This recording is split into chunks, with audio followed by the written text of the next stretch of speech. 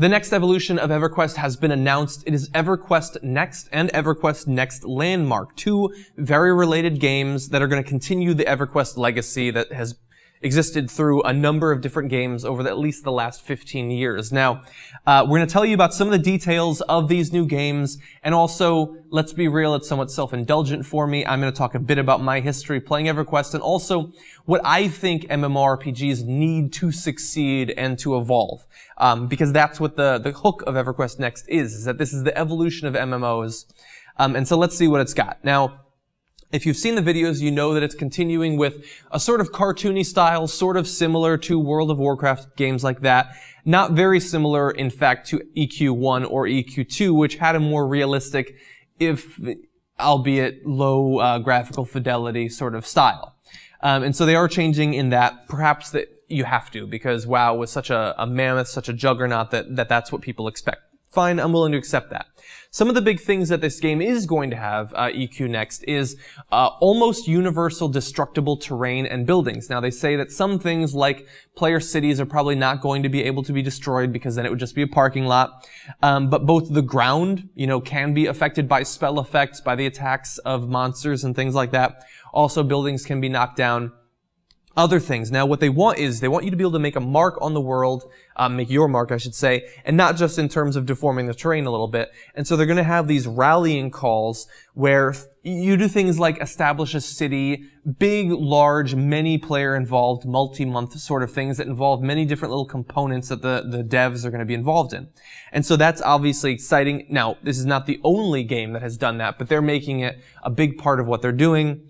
They're going to be getting away from some of the harsh level, or I should say class restrictions of the previous EQ games, and they're going to introduce multi-classing, which again has been done in some MMORPGs recently, but they're going to be introducing it to Everquest. And so those are some of the evolutions. Now, as I alluded to in the intro, there's also EQ Next Landmark, which is sort of an exploration and construction, I don't want to say mini game, although I guess it is sort of supplementary to EQ Next, but the obvious comparison is, of course, to Minecraft, or perhaps more recently to Cube World. But what they're going to be doing is they're going to release many of the same sorts of tools that the devs have for producing EQ Next. They're going to release to the public, and that is going to allow you to create almost endless amounts of content for EQ Next players.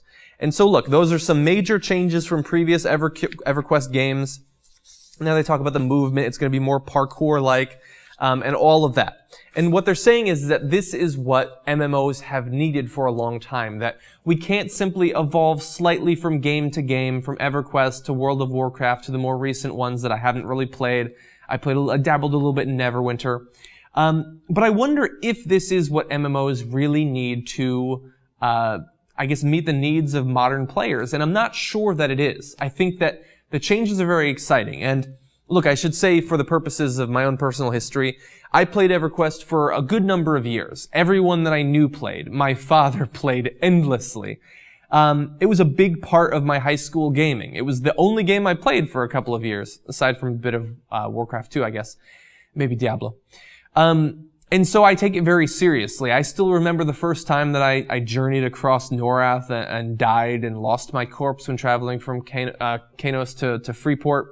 I still remember the first time when I got to Kunark. I remember exploiting a bug to allow my necromancer to have a whole bunch of pets for one day. And oh man, I got so much experience killing giants in the Sea of Solitude, I think it was.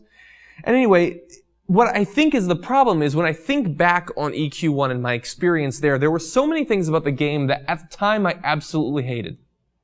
I hated having to wait 6 or 7 minutes for a mob to respawn. I hated the fact that only a couple of classes could solo. I hated being dependent on other players for things like binding and stuff like that. I hated how the devs didn't seem to want to listen to the players, and they made everything so difficult. And now that I think back on that experience and think about the more recent MMOs that I've tried to play, I wonder if some of those awful things aren't actually what made it an amazing game to begin with. Because I've tried some of the more recent MMOs, like Neverwinter, and there are some huge problems there. everything is so easy, everything is offered up on a platter for the players, that it can't help but feel meaningless to me. There was no real sense of exploration because there's no sense of danger.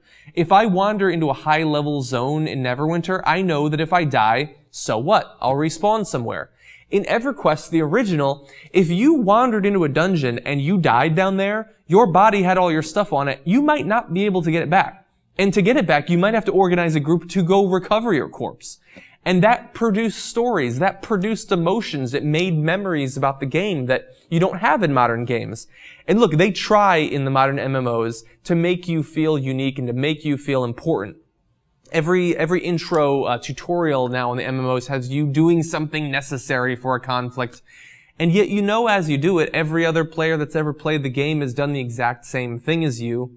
They try to make it meaningful, but it's not nearly as meaningful as the flawed games that preceded these more recent MMOs. And so, look, I don't know if perhaps no MMO can match